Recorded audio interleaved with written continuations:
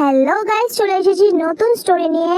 তো চলো স্টোরিটা শুরু করা যাক। আর হ্যাঁ, স্টোরিটা ভালো লাগলে অবশ্যই লাইক কমেন্ট শেয়ার করতে ভুলো না, আর চ্যানেলটাকে সাবস্ক্রাইবও করে দিও। ওকে, তো চলো শুরু করা যাক। অনেক চেষ্টা করো, কদিন ধরে রাতে ঘুম আসছে না। ঘুমের ওষুধ খেয়েও চেষ্টা করেছিল ঘুমানোর, কিন্তু না, ঘুম ভেঙে যাচ্ছে বারবার। বেশিক্ষণ এভাবে শুয়ে থাকতে আর ভালো লাগছে না। বিছানা থেকে উঠে ব্যালকনির দরজাটা খুলে চেয়ারে হেলান দিয়ে বসলো তেয়ং। চোখ দুটো একটু বন্ধ করলো, তারপর ভাবলো এমন কেন হচ্ছে। 2 বছরে একবারের জন্য এমনটা হয়নি। আর পেরে উঠছি না। সারাটা দিন এত লড়াই, তারপর ঠিকঠাক ঘুমটাও হচ্ছে না। সবাই নিজের মতো করে কত সুখে আছে, কেবল আমি এতটাই অভাগী যে সুখ আমার কাছে আর আসেই না।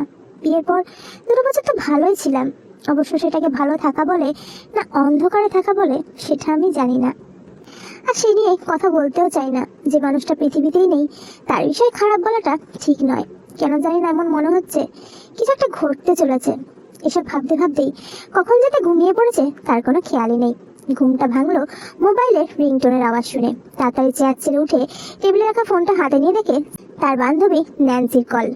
কলটা রিসিভ করে বলে, হ্যাঁ ন্যান্সি বল, হঠাৎ ফোন করলি যে?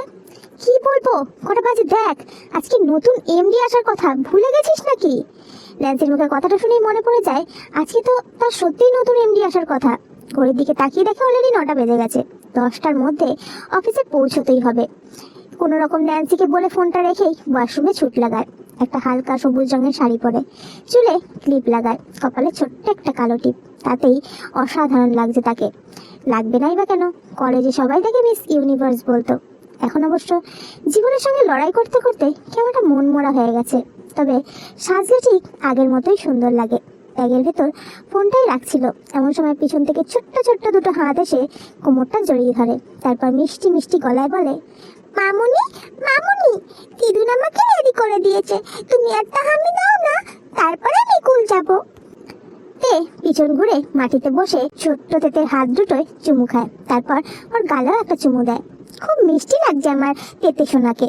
শোনো, স্কুলে গিয়ে কিন্তু দুষ্টুমি করবে না, আর আমি আসার সময় তোমাকে নিয়ে আসবো। 3 বছরের ছোট্ট তেতে। ওই হলো তের জীবনের প্রতিটা পদক্ষেপে লড়াই করার সাহস। লড়াই করার ক্ষমতাটা হয়তো অনেক আগেই হারিয়ে যেত যদি তেতে ওর জীবনে না আসতো। তেতেকে কোলে নিয়ে তে ঘর থেকে বেরিয়ে দেখলো দাদা, বৌদি, মা সবাই ব্রেকফাস্ট করছে। তেকে দেখে তার মা বলে উঠলেন, কি রে, এত দেরি কেন হলো আজকে? তাড়াতাড়ি আয়, ব্রেকফাস্ট করে নে। তের কোল থেকে নেমে তেতে দৌড়াতে দৌড়াতে দিদুনের কাছে চলে যায়। তে টেবিলের দিকে এগিয়ে আসতেই ওর বৌদি তাকে বলে, বাবা, এত সেজে গুজে চললে কোথায়? আজকে আমাদের অফিসে নতুন এমডি জয়েন করছে বৌদি। আমি যদি কোনো পেয়ে, তাই নিজেকে পরিপাটিতে একটু রাখতেই হবে, তাই না? জেনি কোনো কথা বলে না। তে চেয়ারে বসে তারপর ইয়ঞ্জুনকে দেখে বলে, মা খেতে দাও। তে যেই খাওয়াটা শুরু করবে তখনই জেনি বলে ওঠে, দেখো তে, তোমার দাদা আর আমি একটা কথা তোমাকে অনেকদিন ধরেই বলবো বলবো বলে ভাবছি। ব্যাপারটা হলো, তোমার দাদার পক্ষে সংসার চালানো সম্ভব হচ্ছে না। তে খাওয়াটা থামিয়ে জেনির দিকে তাকায়, আর তার দাদার দিকেও খুব ভালোভাবে তাকায়।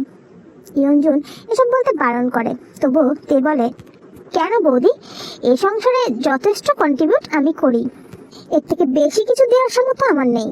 জেনি এই কথাটায় বেশ অসন্তুষ্ট হয়, চেয়ার থেকে উঠে দাঁড়িয়ে পড়ে। তারপর তের দিকে কিছুক্ষণ বড় বড় চোখে তাকিয়ে বলে, ওই কটা টাকা দিলেই না সংসার চলে যায় না, তারপর আবার তোমার মেয়ের পড়াশোনার খরচ আছে। দেখোতে, পরিষ্কারভাবে একটা কথা তোমাকে আমি বলে দিচ্ছি, অন্য কোনো কাজ খোঁজো, এভাবে বেশি দিন সংসারটা না যাবে না, না হলে নিজের পথ নিজেই দেখে নাও। কথাটা বলে তার বৌদি আর তার দাদা সেখান থেকে উঠে চলে দেয়। তে খাওয়াটা আর খেতে পারে না, চুপচাপ বসে থাকে মাথা নিচু করে।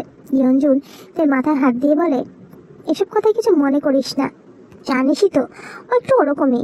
মেয়েদের সত্যিই বড় অসহায় মনে হয়, সবার কত কথা শুনেই চলতে হয়। আজকাল তো প্রতিবাদ করার ক্ষমতাটাও তে হারিয়ে ফেলেছে। একটু কাছের বলতে মা ছাড়া তার কেউই নেই। কোনো রকমের মনটাকে শক্ত করে অফিসের ব্যাগটা কাঁধে নিয়ে তেতেকে কোলে নিয়ে বাড়ি থেকে বেরিয়ে যায়। কিছুটা এগিয়ে মোড়ের মাথায় তেতেকে স্কুল বাসে দিয়ে সে একটা অটো করে কোম্পানির সামনে এসে নামে। মনে মনে ভাবে, প্রথম দিনই লেট হয়ে গেল, না জানি স্যার আমাকে নিয়ে কি ভাববেন। এসব ভাবতে ভাবতেই রিসেপশনের চেয়ারে গিয়ে একটু বসে। তারপর দেখে ন্যান্সি দৌড়াতে দৌড়াতে ওর দিকে এগিয়ে আসছে। তে একটু বিচলিত হয়ে জিজ্ঞাসা করে, কি হলো, এমন কেন লাগছে তোকে? কি আবার হবে, স্যার তখন থেকে তার প্রিয়ের খোঁজ করছে, তুই এখন এসে পৌঁছলি? সরি রে, একটু লেট হয়ে গেছে, তুই চিন্তা করিস না, আমি এখনই স্যারের সাথে দেখা করছি। ন্যান্সির কথা শেষ হতে তে এগিয়ে যায় এমডির কেবিনের দিকে। মনে একটু সাহস নিয়ে দরজাটা নক করে। May I come in sir? একটা মেহেলি কণ্ঠ পেতেই জিয়ন জাংকুক টেবিল থেকে মুখটা তুলে সোজা সেই মেয়েটির দিকে তাকায়। কিছু বলতেই যাবে কিন্তু স্তব্ধ হয়ে যায়। অনেকক্ষণ তাকিয়ে থাকার পর চেয়ার ছেড়ে উঠে দাঁড়িয়ে পড়ে। তে, কেমন আছিস তুই? তে ভাবতেই পারেনি এত বছর পর জাংকুকের সাথে তার আবার দেখা হবে। মুখটা একটু হাসি হাসি করে ভেতরে ঢুকে আসে। বাবা, জিয়ন জাংকুক, কলেজের মোস্ট পপুলার বয়, আগের মতোই আছিস, একটুও বদলাসনি। আমি তো ভালোই আছি, তুই কেমন আছিস বল? জাংকুক তেকে ভালোভাবে লক্ষ্য করে, ওকে ইশারা করে চেয়ারে গিয়ে বসতে। তারপর বেশ হাসি হাসি মুখ নিয়ে বলে, এই তো ভালোই আছি, কিন্তু তে, তুই নিজের কি হাল বানিয়েছিস? কলেজের মিস ইউনিভার্স ভাবটা কোথায় গেল? সময়ের সাথে সাথে অনেক কিছুই পাল্টে যায় জাংকুক। ছাড়, বাদ দে। আমি হলাম তোর পিএ, তোর আগে আমি বঙ্গ স্যারের পিএ ছিলাম। তুই বাবার পিএ ছিলি? আমি তো কখনো জানতেই পারিনি। অবশ্য আমি তো দেশের বাইরে ছিলাম কয়েকটা বছর। তা তোর খবর কি? এই চলে যাচ্ছে, দাঁড়া আমি আসছি একটা ফাইল নিয়ে, ওখানে সব ইম্পর্টেন্ট মিটিং এর কথা লেখা আছে। তে চলে যেতেই জাংকুক উঠে দাঁড়িয়ে ও যাওয়াটা লক্ষ্য করে। অজান্তে মুখে যেন একটা হাসি ফুটে ওঠে। নিজের মনের অজান্তেই বলে ওঠে, তে চঞ্চলতা ভাবটা কেন যেন হারিয়ে গেছে। কলেজের তে আর আজকের তের মধ্যে অনেকটা পার্থক্য। কলেজের তের প্রেমে প্রায় অর্ধেক ছেলে হাবুডুবু খেত, সেদার অবশ্য আমিও ছিলাম, কিন্তু কখনো কাউকে জানতে দিইনি। জাংকুক এসবই ভাবছিল, হঠাৎ তে আবার কেবিনে ফিরে আসে। তের সাথে কথা বলছিল জাংকুক। এমন সময় ফোনটা বেজে ওঠে। জাংকুক ফোনটা কেটে দেয়। কি রে, কে ফোন করেছে? তোর গার্লফ্রেন্ড নাকি? জাংকুক একটু মুচকি হেসে বলে, না মানে গার্লফ্রেন্ড নয়, আমার ফিয়ান্সে। ও কংগ্রাচুলেশন, তোর বিয়ে ঠিক হয়ে গেছে? এখনো ঠিক হয়নি, এঙ্গেজমেন্টটা হবে হবে ভাব। বাহ, খুব ভালো লাগলো। তা প্রেম করে নাকি? না তেমন কিছু নয়, ছোট মা জোর করছে তাই রাজি হয়েছি। তারপর মনে মনে বলে, একবার যাকে মন দেওয়া হয়ে যায় দ্বিতীয়বার কি সে মন আর কাউকে দেওয়া যায়? জাংকুক কথাটা শেষ করতেই দরজা খুলে একজন অল্প বয়সী মহিলা ঢুকে আসে। জাংকুকের দিকে বড় বড় চোখ করে এসে বলে, তোমাকে আমি কখন থেকে ফোন করছি জাংকুক, ফোনটা কেন তুলছো না? আমাদের আজকে একসাথে বেরোনোর কথা ছিল, তুমি কি ভুলে গেছো? তারপর হঠাৎ মেয়েটার চোখ যায় সামনে দাঁড়িয়ে থাকা তের দিকে। এমনিতেই মেয়েটা জাংকুকের উপর প্রচন্ড রেগেছিল। তারপর ওদের মাঝখানে তেকে দাঁড়িয়ে থাকতে দেখে রেগে বলে, এই মেয়ে, দেখতে পাচ্ছ না আমরা কথা বলছি? মাঝখানে এভাবে খাম্মার মতো দাঁড়িয়ে কেন আছো? যাও এখান থেকে, আমার তোমার স্যারের সাথে কিছু কথা আছে।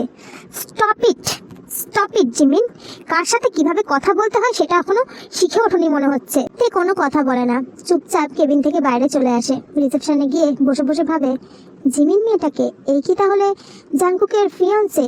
এদিকে জিমিন জাংকুকের কথা একটু কষ্ট পায়, তা সত্ত্বেও জাংকুকের কাছে এগিয়ে এসে বলে, আই এম সরি জাংকুক, কি করবো বলো তো, আজকে আমাদের বেরোনোর কথা ছিল আর তুমি বেমালুম ভুলে গেছো। জিমিন যে এতগুলো কথা বলছে তার দিকে জাংকুকের কোনো হুঁশ নেই। ওর মনে এখন বিরাট বড় ঝড় চলছে। তেকে দেখার পর থেকেই ভালো লাগার মানুষ সামনে এসে দাঁড়ালে হয়তো এমনটাই হয়। জিমিন অনেকবার ডাকার পর জাংকুক বলে, আজকে হবে না জিমিন, আমরা পরে কখনো যাব। এই কথাটায় জিমিন প্রচন্ড রেগে যায়, কট কট করে বাইরে বেরিয়ে যায়। যাওয়ার সময় তের দিকে কটমট করে তাকায়। তে পুরোটাই লক্ষ্য করে, মনে মনে ভাবে, জাংকুকের সাথে এই মেয়েটা কিছুতেই মেলাতে পারছি না, কেমন যেন একটা ব্যবহার। আসলে জিমিন মেয়েটা বড্ড জেদি আর একরোখা, নিজে যেটা ঠিক করে সেটাই করে। জাংকুকের তাকে ঠিক পছন্দ হয় না। জিমিনকে বিয়ে করা তার কোনো রকম ইচ্ছা ছিল না। ভালোবাসা জিনিসটা তের কাছ থেকে দূরে আসার পরই জাংকুক হারিয়ে ফেলেছে। যাই হোক, আজকে অফিস হাফ ডে ছিল, কারণ নতুন এমডি জয়েন করেছে। অফিস শেষ হতেই তে বেরিয়ে যাচ্ছিল, হঠাৎ করে পিছন থেকে জাংকুক ডাকে। তারপর বলে, কিরে কোথায় যাচ্ছিস? বাড়ি যাবি? চল তোকে ড্রপ করে দিয়ে আসি। তে একটু ভাবনায় পড়ে যায়, কারণ যতই হোক সে বন্ধু হলেও তার আসল পরিচয় হচ্ছে সে এখানকার এমডি। সবাই ব্যাপারটাকে অন্যভাবে দেখতে পারে। জাংকুকের অনেক ডাকার পর সে বলে, না না জাংকুক, আমি চলে যেতে পারবো, তুই চিন্তা করিস না, তাছাড়া আমার একটু কাজও আছে। এদিকে জাংকুকও ছাড়ার পাত্র না, জোর করে তাকে নিয়ে যেতে বাধ্য করে। আচ্ছা ঠিক আছে চল। জাংকুক গাড়ির দরজাটা খুলে দিতেই তে ভেতরে গিয়ে বসে, কোনো কথা বলছে না, চুপচাপ তার গাড়িতে বসে আছে। কিছুক্ষণ যাওয়ার পর হঠাৎ জাংকুক লক্ষ্য করে তে কেমন যেন চুপচাপ। মনে মনে ভাবে, এত চুপচাপ কেন হয়ে গেছে? মুখটা দেখে মনে হচ্ছে মুখে অনেক কষ্ট নিয়ে ঘুরে বেড়াচ্ছে, কোনো সমস্যার মধ্যে আছে নাকি? জাংকুক থেকে কিছু বলতেই যাবে, তখনই স্ক্রিনে একটা নাম ভেসে উঠলো। ফোনটা রিসিভ করতেই জাংকুক বলল, কি হয়েছে ছোট মা, ফোন করেছো কেন? তুই জিমিনের সাথে খারাপ ব্যবহার কেন করেছিস? শোন, জিমিন কিন্তু তোর হবু ওয়াইফ। তুই এখনই ওর বাড়ি গিয়ে ওর কাছে ক্ষমা চাইবি। হোয়াট? আমি ক্ষমা চাইবো? কখনো না। আমি ওর সাথে এমন কোনো খারাপ ব্যবহার করিনি যার জন্য আমাকে ওর কাছে ক্ষমা চাইতে হবে। আমি এটাই বুঝতে পারছি না এইটুকু সামান্য কারণের জন্য তোমাকে জানানোর কি প্রয়োজন? আমি এত কিছু জানি না জাঙ্কুক। তুই ওর সাথে খারাপ ব্যবহার করেছিস। দেখ, তোর সাথে ওর বিয়ে ঠিক হয়েছে। তাছাড়া তুই ভুলে যাচ্ছিস তোর বাবা আর ওর বাবা খুব ভালো বন্ধু। সব থেকে বড় কথা, কিছুদিন পর ও তোমার স্ত্রী হতে চলেছে।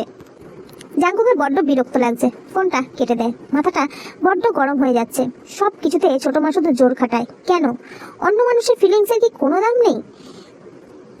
জাঙ্কুকের বাবা মানুষটা বেশ ভালো, কিন্তু এই ছোট মার চক্করে পড়ে কেমন যেন চুপচাপ থাকে, বেশি কথা বলে না। জাঙ্কুকে এমন উত্তেজিত হতে দেখে তে বেশ অস্থির হয়ে ওঠে। জাঙ্কুকের হাতের উপর হাত রাখে। কি হয়েছে জাঙ্কুক, এত উত্তেজিত কেন হয়ে গেলি? কোনো প্রবলেম? তে যে কোশ্চেন করছে, জাঙ্কুকের সেদিকে কোনো মাথা ব্যথা নেই। এত বছর পর তার ভালো লাগার মানুষের স্পর্শ পেয়ে জাঙ্কুকের রাগ, দুঃখ, কষ্ট সবকিছুই ধুয়ে মুছে গেছে। মনে মনে ভাবে, তেকে যদি সত্যি সত্যি মনের কথাগুলো বলতে পারতাম, হয়তো পরিস্থিতিটা আজ অন্যরকম হতো। তারপর হাসি হাসি মুখ নিয়ে বলে, আসলে তেমন কিছু নয় তে। কি বলতো, জিমিনের বাবা আর আমার বাবা খুব ভালো বন্ধু। সেই থেকেই ছোট মার ইচ্ছা ওকে আমার স্ত্রী বানানোর। কিন্তু মেয়েরা বড্ড জেদি টাইপের আর একরোফা। সামান্য কিছু ব্যাপার হলেই ছোট মাকে গিয়ে নালিশ করে। হ্যাঁ, আমার কথা ছাড়, বল তুই কবে বিয়ে করছিস? কথাটা শুনে তে একটু হাসে। কথাটা ঘুরানোর জন্য বলে, ওসব ছাড় না, বলছি তোর কি জিমিনকে পছন্দ নয়? দেখ, অপছন্দ হওয়ার মতো কোনো কারণ নেই, তবে একটু বুঝদার হলে ভালো হতো। ও আচ্ছা, আমাকে একটু কিডস স্কুলের সামনে নামিয়ে দিয়ে আসবি? কেন, তুই বাড়ি যাবি না? আর কিডস স্কুলে কে পড়ে রে? তে কোনো কথা বলে না। কিছুক্ষণের মধ্যেই গাড়িটা স্কুলের সামনে এসে থামে। তে গাড়ি থেকে নামতেই ছোট্ট তেতে দৌড়াতে দৌড়াতে তের কোলে উঠে আসে। তারপর তে কিছুক্ষণ ধরে তাকে আদর করে। মামুনি মামুনি, আমি কিন্তু দুষ্টুমি করিনি। তুমি বলেছিলে না আমাকে গুড গার্ল হয়ে থাকতে, আমি তাই করেছিলাম। এবার আমার একটা হামি দাও। তে তাকে চুমু দেয় অনেকগুলো। জাঙ্কুক এতক্ষণ ব্যাপারটা লক্ষ্য করেছে, কিন্তু কিছুই বুঝে উঠতে পারছে না। তারপর হঠাৎ করেই তে জাঙ্কুকের দিকে ফিরে বলে, জাঙ্কুক, ও হলো আমার মেয়ে তেতে, আর তেতে শোনা ও হলো একটা আঙ্কেল, জাঙ্কুক আঙ্কেল। জাঙ্কুক চমকে ওঠে, কোনো কথারই মাথা মুন্ডু সে বুঝতে পারছে না। এর বিয়ে হয়ে গেছিল, আবার এত বড় একটা মেয়েও আছে, কিন্তু দেখে তো মনে হয় না যে বিয়ে হয়ে গেছে। এসবই ভাবছিল, তখনই তেতে বলে ওঠে, জাঙ্কুক আঙ্কেল, জাঙ্কুক আঙ্কেল। তে চেষ্টা করে তেতের উচ্চারণটা ঠিক করার, কিন্তু তেতে কিছুতে উচ্চারণ করতে পারছে না। জাঙ্কুক তেতেকে কোলে নিয়ে বলে, তুমি আমাকে কুকি আঙ্কেল বলে ডাকবে, ঠিক আছে? ওটা তোমার মুখে শুনতে আমার বেশি ভালো লাগবে। তারপরে তেতে জাঙ্কুকের কোল থেকে নেমে তের কোলে যায়। ওর মায়ের গলা জড়িয়ে ধরে বলে, ও মামনি মামনি, আমরা আজকে আইসক্রিম খাবো বলেছিলে, চলো না। আজকে না সোনা, আমরা পরে খাবো, আজকে তাড়াতাড়ি বাড়ি ফিরতে হবে। কথাটা শুনে তেতের মনটা খারাপ হয়ে যায়, ঠোঁট ফোলাতে শুরু করে। জাঙ্কুক তেতের মাথায় হাত দিয়ে তের দিকে তাকিয়ে বলে, চল না একটা রেস্টুরেন্টে যাই, ওখানে গিয়ে না হয় ওকে আইসক্রিম খাইয়ে দেবো। না রে, আজ যাবো না, অন্যদিন না হয়। তারপর জাঙ্কুক তাকে জোর করে না। তে আর তেতে দুজনেই বাড়িতে এসে নামে। জাঙ্কুক বাড়ির দিকে এগিয়ে যায়। তে বাড়িতে ঢুকতেই জেনি এসে দরজাটা খোলে। জেনি ওপর থেকেই দেখছিল কে যেন তেকে বাড়িতে নামিয়ে দিয়ে গেছে, তাই মুখটা একটু অন্যরকম করেই বলে, তা কে নামিয়ে দিয়ে গেল তোমাকে? কাকে আবার জোটায় বলো তো? এই ব্যাপারে কিছু বলতে চায় না, তাই জন্য তাকে পাশ কাটিয়ে ভেতরে ঢুকে আসে। কিন্তু জেনিও তো ছাড়ার পাত্রী নয়, বারবার উল্টোপাল্টা কথা বলেই যাচ্ছে। বাধ্য হয়ে তেতাকে ঘরে যেতে বলে সে জেনির দিকে তাকায়। বৌদি, তোমার একটু খারাপ লাগে না তাই না কাউকে উল্টোপাল্টা কথা শোনাতে? ওরা জাঙ্কুক আমার বন্ধু, তুমি যেমনটা ভাবছো তেমনটা কিছুই নয় বলে তে নিজের ঘরের ভেতরে চলে যায়। এদিকে জাঙ্কুক বাড়িতে ঢুকতেই দেখে ড্রয়িং রুমে সবাই বসে আছে। মুখগুলো কেমন যেন থমথমে, কিছুই বুঝতে পারে না। সিঁড়ি দিয়ে ওপরে যেতে গেলে ছোট মা বলে ওঠে, জাঙ্কুক, তুই কিন্তু এবার বাড়াবাড়ি করছিস। তুই কি ভুলে যাচ্ছিস যে জিমিন তোর উডবি ওয়াইফ? জাঙ্কুকের এবার প্রচন্ড বিরক্ত লাগে। কেন যে ছোট মা বারবার এই একই কথা তাকে বলে কে জানে। কোনো কথার জবাব না দিয়ে সিঁড়ি দিয়ে উঠে ঘরে চলে যায়। এই ব্যাপারটাতে ছোট মা গজগজ করতে শুরু করে। জাঙ্কুকের বাবা কিছু বলেন না। জাঙ্কুক ঘরে এসে ফ্রেশ হয়ে ল্যাপটপটা নিয়ে বসেছিল। বারবারই চোখের সামনে তের মুখটা ভেসে উঠছে। কলেজের সেই সময়টা সত্যি অনেক সুন্দর ছিল। কখন যে মনের অজান্তেই সে তার কাছে চলে এসেছিল বুঝতেই পারেনি। বিদেশ যাওয়ার আগে অনেকবার তার খোঁজ করেছিলাম, কিন্তু খোঁজ পাইনি, কারণ কলকাতা সে কোথায় থাকতো সেটা তো জানতামই না। যখন তার সাথে আজকে দেখা হলো ভাবলাম জীবনে একটা সুযোগ হয়তো পেয়েছি আমি, কিন্তু সেটাও কেমন ভেঙে চুরমার হয়ে গেল। ও যে বিবাহিত,